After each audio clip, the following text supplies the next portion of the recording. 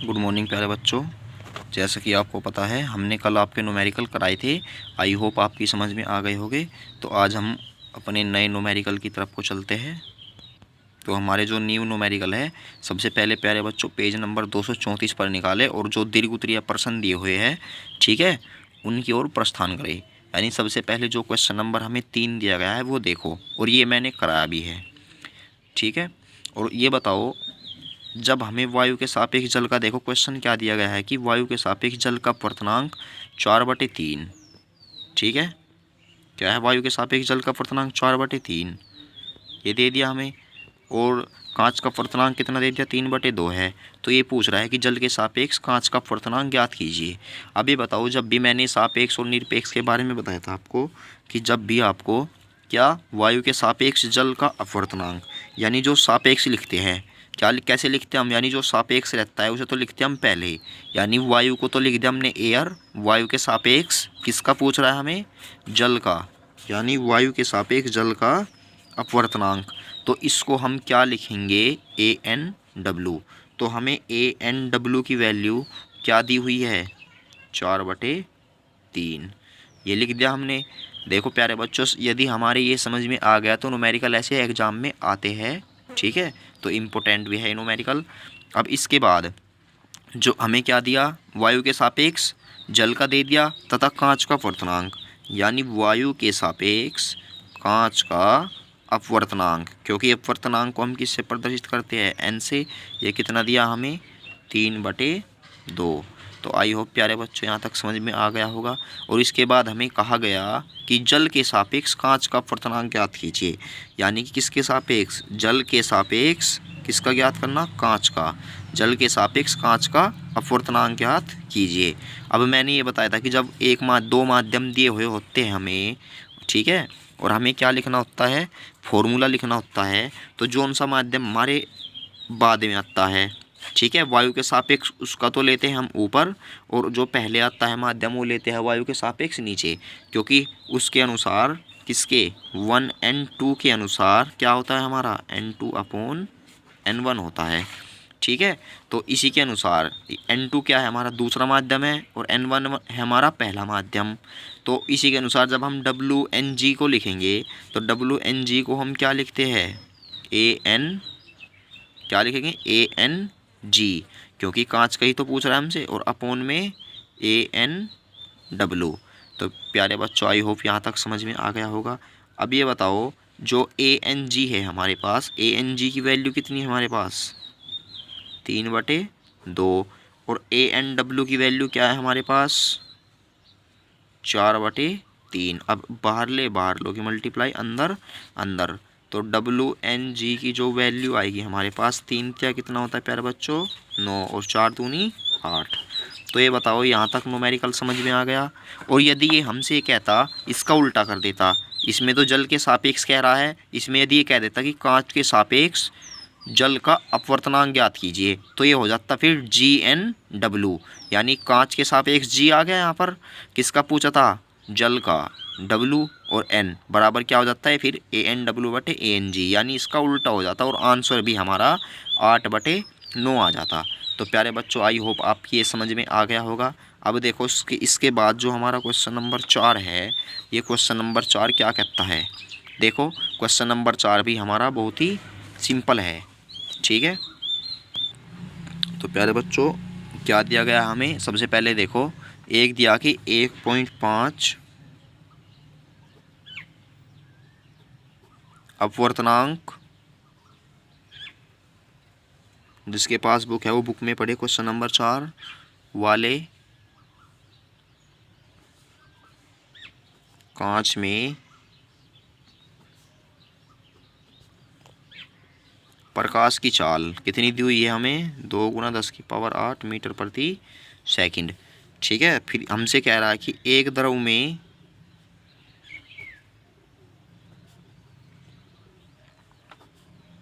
प्रकाश की चाल 2.5 × 10⁸ मीटर प्रति सेकंड है। तो हमसे पूछ रहा है कि द्रव का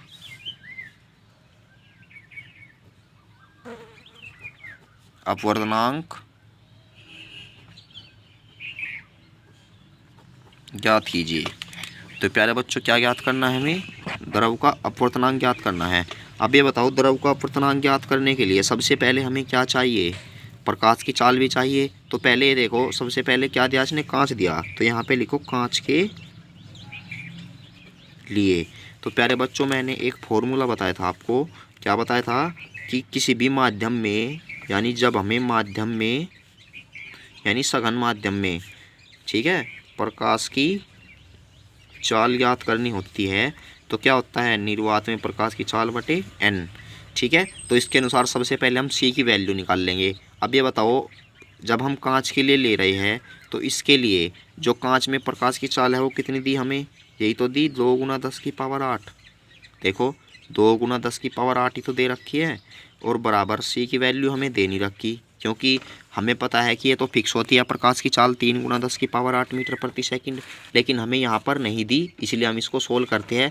और यदि हमें केवल ये इन्फॉर्मेशन देता कहाँ से कहाँ तक, यहाँ से यहाँ तक, तो तब हम अपने पास से ही c का मान लेते। ठीक है, और n की वैल्यू थी 1.5। अब ये बताओ यहाँ से c बराबर, जैसे ही मैं 1.5 की मल्टीप्लाई इसमें करता हूँ तो कितनी आती है हमारे पास? तो प्यारे बच्चों कितनी आएगी हमारे पास? ये 1.5 की जैसे ही मैं 2 में मल्टीप्लाई करता हूँ तो कितनी आएगी? ये आएगी 3.0, क्योंकि 15 दूनी 30 होते हैं, और कितने अंक पर पॉइंट है हमारा? 1 अंक पर, और मल्टीप्लाई 10⁸ मीटर प्रति सेकंड। तो c की वैल्यू ये मिल गई हमें। अब इसके बाद में हमसे क्या पूछा है ये बताओ? क्या पूछा है हमसे? यही तो पूछा है कि जो द्रव है, ठीक है, द्रव का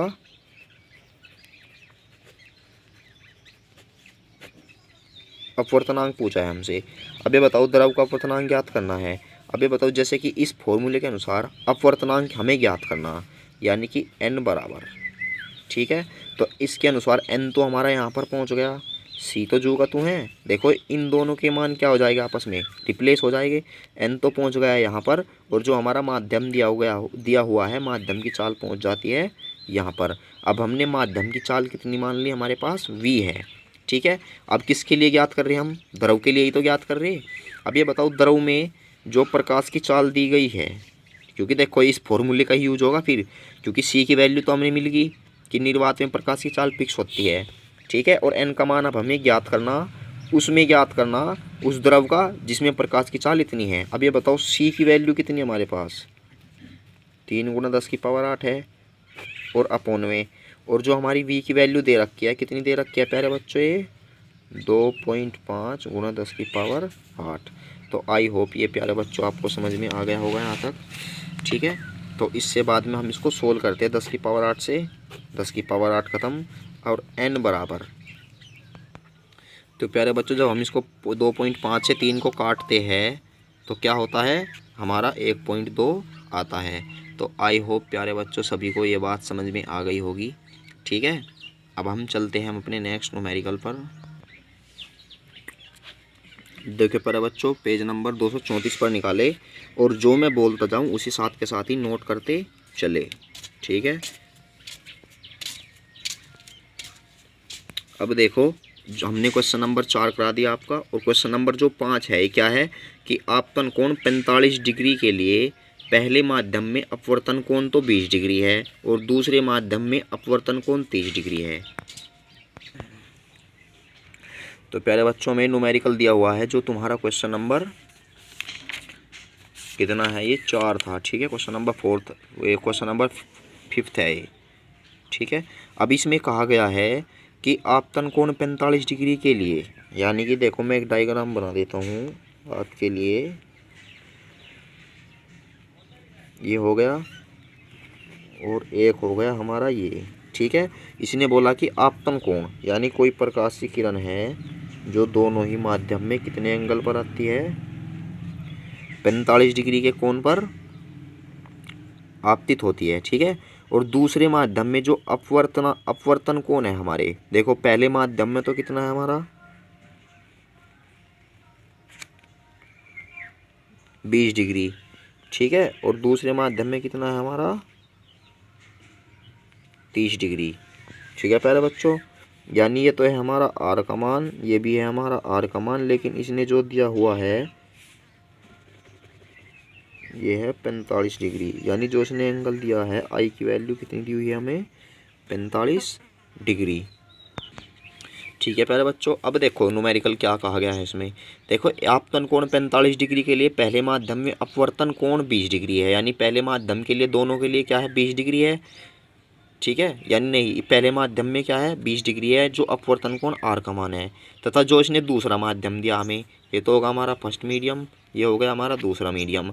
यानी आपतन कोण तो वही है, लेकिन जो इनका अपवर्तन कोण है हमारे पास वो क्या है, वो 30 डिग्री है। अब हमसे पूछा है कि दोनों माध्यम में कौन सा माध्यम ज़्यादा सघन है।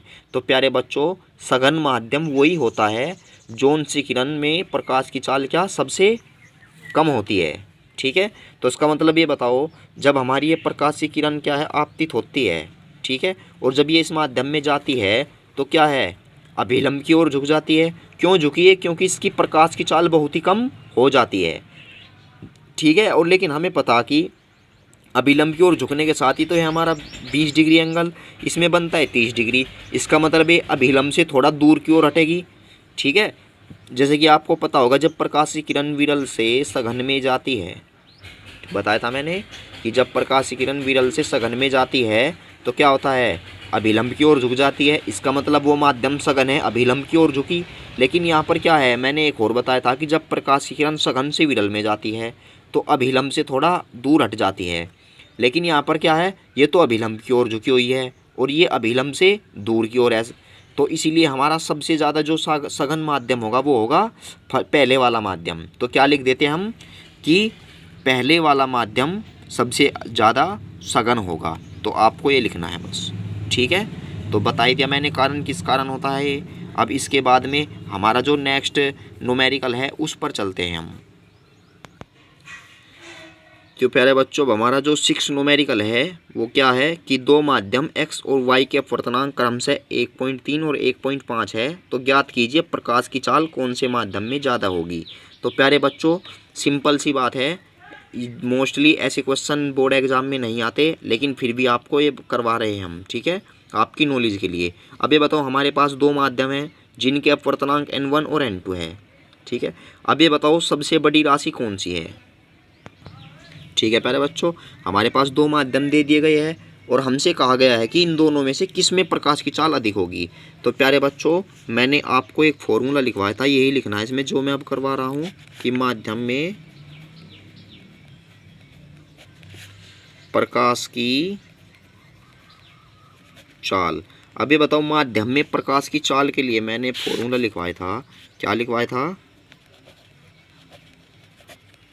निर्वात में प्रकाश की चाल और अपोन में क्या आया था अपवर्तनांक। यदि मैं इसे मान लूँ v बराबर क्या आएगा c/n। ठीक है, अब ये बताओ सबसे पहले हम क्या लेते हैं, फॉर्मूला मिल गया हमें। तो सबसे पहले हमारे पास क्या है दो माध्यम है, तो सबसे पहला हमारा जो पॉइंट है किसके लिए लेते हैं हम, माध्यम x के लिए। ठीक है प्यारे बच्चों, यानी जब हम माध्यम x के लिए लेते हैं तो यहाँ से जो v बराबर होगा c की वैल्यू कितनी होती है हमारे पास, ये होती है।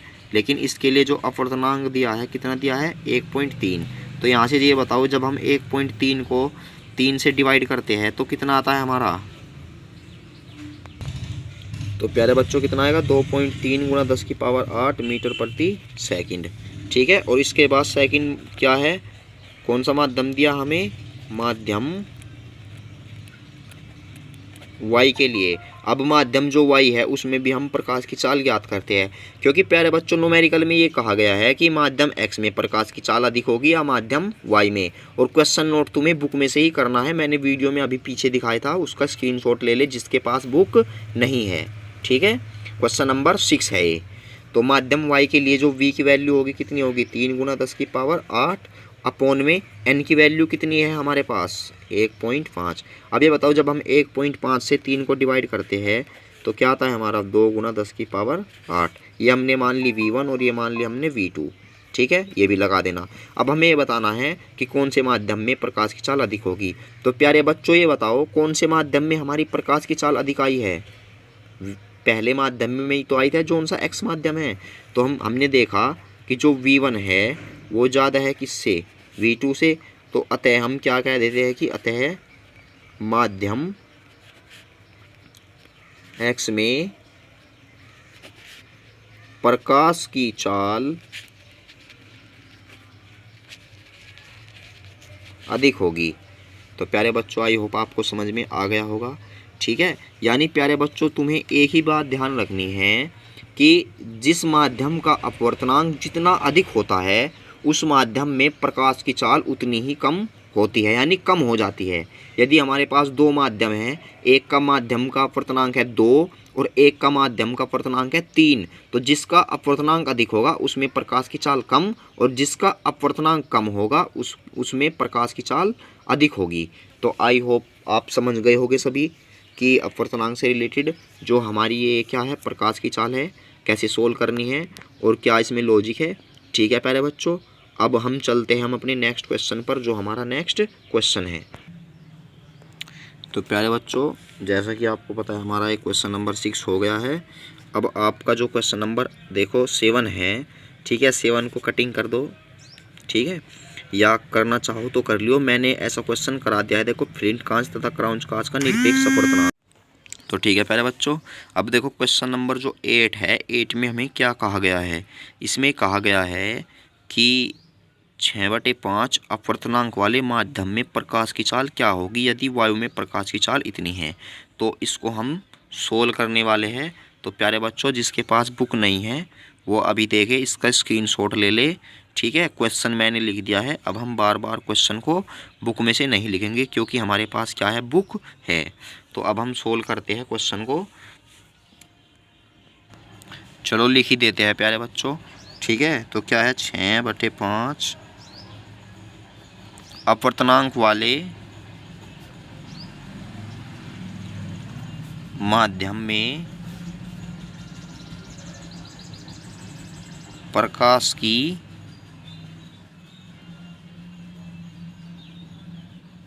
चाल क्या होगी।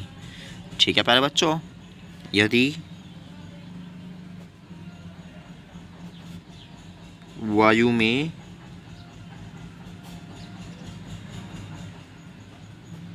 प्रकाश की चाल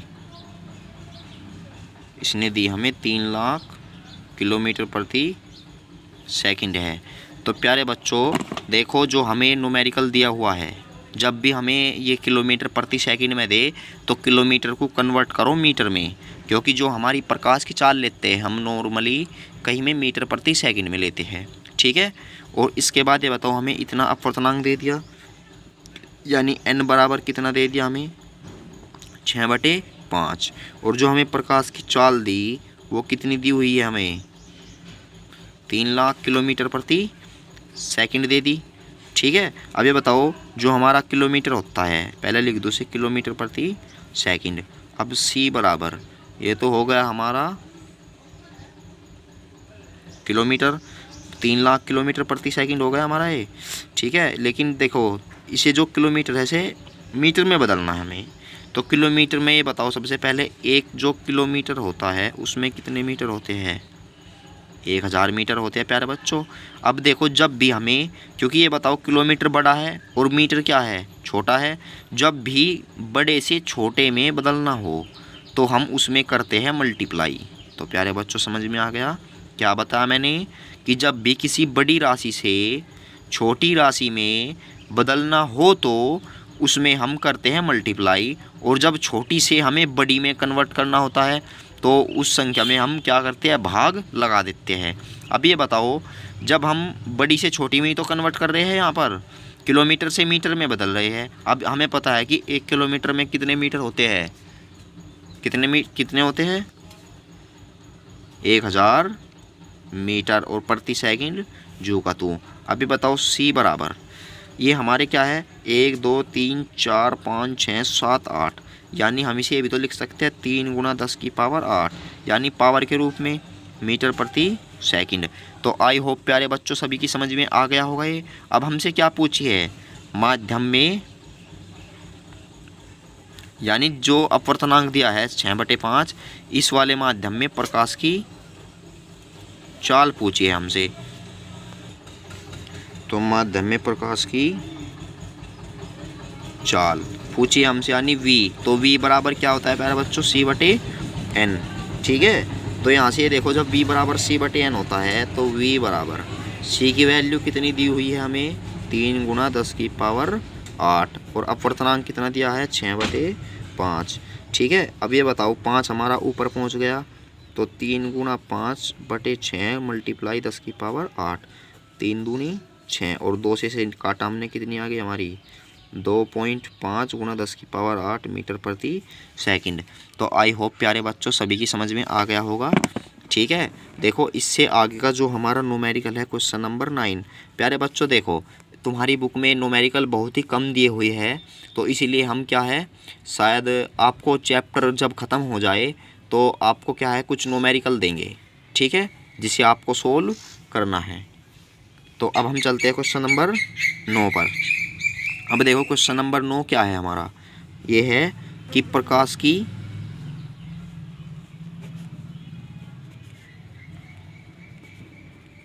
जल में चाल कितनी दे दी हमें, 2.25 × 10⁸ मीटर प्रति सेकंड है। ठीक है, और यदि प्रकाश की, ठीक है प्यारे बच्चों, यदि प्रकाश की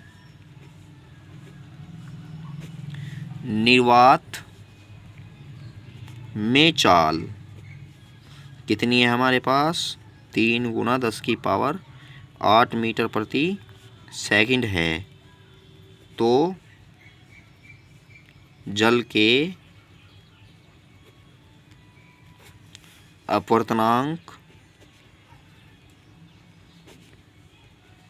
की गणना कीजिए। तो प्यारे बच्चों अब हमें बताओ, जब हमें जल के अपवर्तनांक की गणना करनी है, यानी किसकी गणना करनी है, हमें n की वैल्यू फाइंड करनी है। तो ये बताओ जब हम n की वैल्यू फाइंड करते हैं तो उसके लिए सबसे पहले ये बताओ जो हमें v की वैल्यू दे रखी है, माध्यम में प्रकाश की चाल कितनी दे रखी है, 2.25 × 10⁸ दे रखी है। ठीक है, और निर्वात में प्रकाश की चाल कितनी दे रखी है, 3 × 10⁸ मीटर प्रति सेकंड, और हमसे अपवर्तनांक पूछा है। अब सबसे पहले ये बताओ, मैंने एक फॉर्मूला लिखवाया था कि माध्यम में प्रकाश की चाल, देखो बार बार यही फॉर्मूला आ रहा है हमारा। अब हमें ज्ञात करना है n। ठीक है, जब हमें n ज्ञात करना है तो v को ले जाते हैं हम इसके अपोन में। इसका मतलब है ऊपर c का मतलब क्या होता है, एक बार और देखो, निर्वात में प्रकाश की चाल, और इसका मान कितना दिया हुआ है हमें, 3 × 10⁸, और इसका मान दिया हुआ है हमें 2.25 × 10⁸। इससे हमने डिवाइड कर दिया। अब जब हम 3 को 2.25 से डिवाइड करते हैं तो प्यारे बच्चों हमें क्या मिलेगा, 1.33 आंसर मिलेगा। ठीक है, जिस बच्चे की समझ में नहीं आया हो एक बार और वीडियो को पीछे करके देख ले। ठीक है, लेकिन मैं आपको ये बता देता हूँ कि बोर्ड एग्ज़ाम में भी इस पर न्यूमेरिकल आ जाते हैं। बेटा देखो जब तुम्हारे टेस्ट चलेंगे तो तुम्हें तुम्हारी बुक से क्वेश्चन नहीं कराए जाएंगे मोस्टली।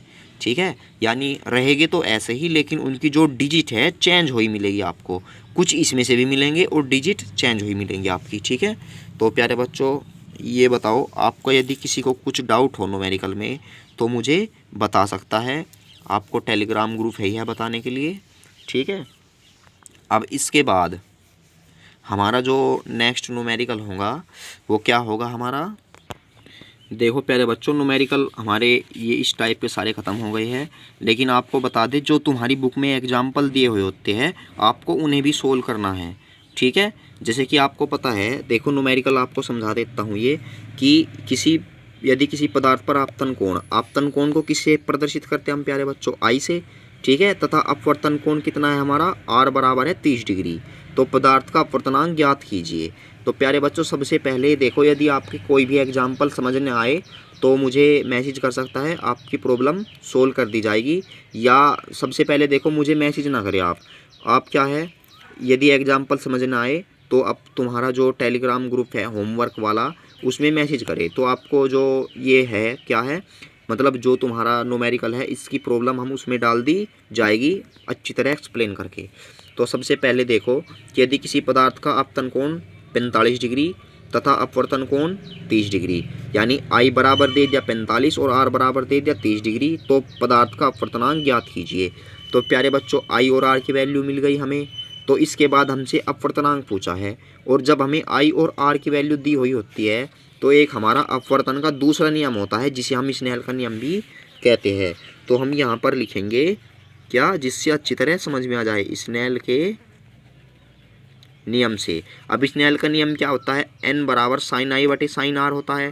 I की वैल्यू कितनी है हमारे पास 45 और R की वैल्यू 30। अब देखो मैथ में साइन 45 की वैल्यू का मान होता है कितना, साइन 45 की वैल्यू होती है 1/√2 और साइन 30 की वैल्यू होती है 1/2।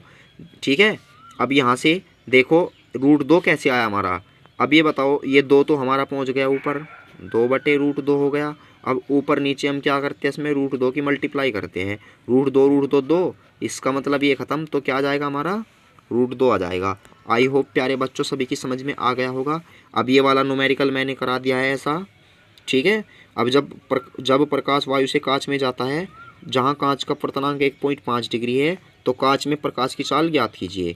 तो प्यारे बच्चों सबसे पहले देखो, जो इसने कांच का अपवर्तनांक दिया हुआ है n बराबर 1.5, ठीक है। और इसने जो हमें क्या दे दिया, यानी कांच का वायु के सापेक्ष तो दिया, ANG बराबर 1.50 दे दिया। और वायु में प्रकाश की चाल कितनी होती है, ये वाली। अब सबसे पहले इसने कहा कि कांच में प्रकाश की चाल ज्ञात कीजिए।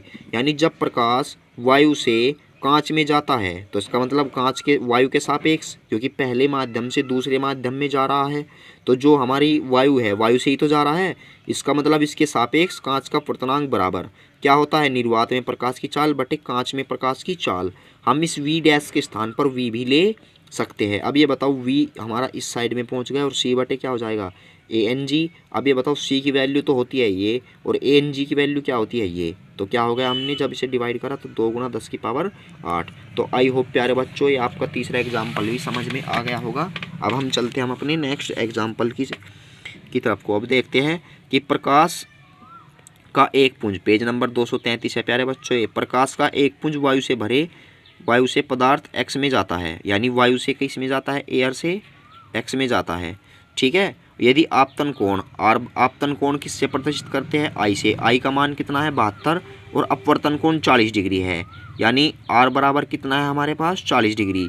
तो पूछ रहा है x का मान ज्ञात कीजिए। तो प्यारे बच्चों जैसा कि फर्स्ट न्यूमेरिकल कराया था मैंने, सेम ऐसा ही है। इसने हमें वैल्यू भी दे रखी है कि साइन 72 की वैल्यू कितनी होती है हमारे पास 0.951 और साइन 40 की वैल्यू 0.642, ठीक है। और इसके बाद ये बताओ अपवर्तन का सूत्र, वही इसमें भी हम यहाँ ये लिखते हैं कि स्नेल के नियम से। तो n बराबर क्या होगा, साइन I बटे साइन R। I की वैल्यू दे रखी है 72, ठीक है, और R की वैल्यू दे रखी है 40 डिग्री, क्योंकि अपवर्तन कोण को हम किससे प्रदर्शित करते हैं, R से। अब ये बताओ n बराबर साइन I बटे साइन R, क्योंकि 72 और 40 हो गई, वैल्यू रख दी। और इनकी वैल्यू क्या दे रखी है, साइन 72 और साइन 40 की इसने न्यूमेरिकल में खुद ही दे रखी है, तो ये लिख दिया हमने। अब ये बताओ जब इसे सोल्व करते हैं तो इनकी वैल्यू क्या आएगी, ये। तो आई होप प्यारे बच्चों एग्जाम्पल भी आपके क्लियर हो गए होंगे। जो मैं पहले वाले एग्जाम्पल है वे भी आपको सोल्व करने हैं। तो अब हम आपसे अलविदा लेते हैं, मिलते हैं नेक्स्ट वीडियो में। तो प्यारे बच्चों अपना ख्याल रखा करो और अच्छे से घर पर रहकर पढ़ाई किया करो, ठीक है। और जो आपको वर्क करा जाए उसको फेयर में भी करते जाए साथ साथ, क्योंकि फेयर में भी कराते जाए साथ साथ, क्योंकि उसमें क्या है कि आपकी प्रैक्टिस भी होती रहेगी साथ के साथ ही, और उससे फिर बाद में रिवीजन में आपको बहुत हेल्प मिलेगी। तो thanks for watching my video.